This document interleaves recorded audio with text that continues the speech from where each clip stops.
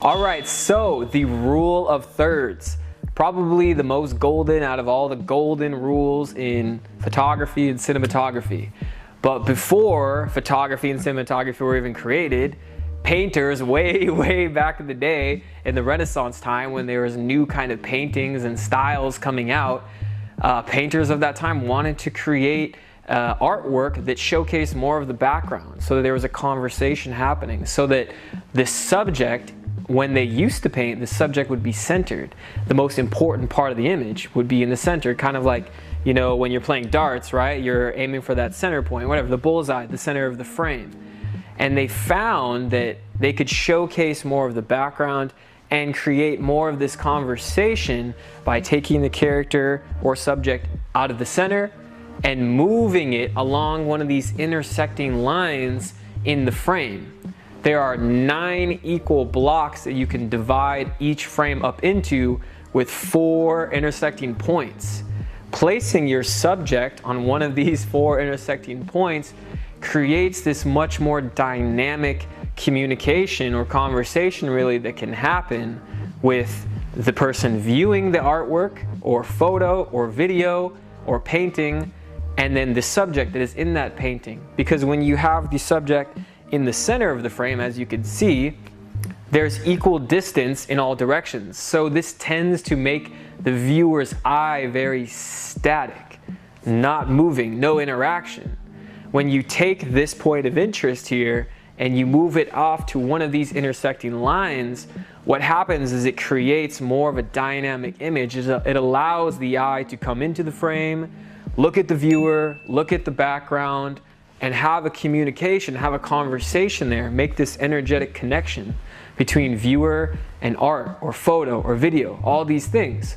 So this is one of those original rules, or really like concepts, not really a rule, it's a concept or a theory behind framing that allows for much more dynamic images to be created. So you can see with our lovely model Carissa, that when she's framed on one of these intersecting lines on the thirds, there's a much more dynamic communication going on here. The eye comes into the frame, analyzes it, sees the background, goes back into the subject, and so on. On the other hand, when she's centered in the frame, we don't have this dynamic conversation that's going back and forth. So in my films and in my photos and in all the stuff that I create, as a cinematographer, you have to have this in mind.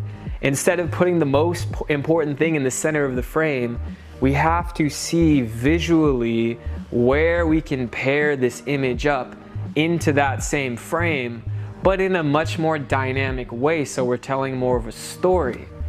Where you leave space in the frame allows for the viewer that's viewing that to go into that part of the frame and analyze or communicate. So if you can imagine, if you have a framed image and it's just the subject and there's nowhere for the viewer's eye to go, there's not going to be that much of a communication, there's not going to be that much thought. So the space that you create, whether it's a space above the subject, that's more room to think. If there's space below the subject, that's less room to think, but there's more to analyze down here. Same with left and right, up and down, forward and back, right? All of these ways are how we as cinematographers create a more dynamic story to tell. So as you can see, it's all about where the viewer's eyes are going.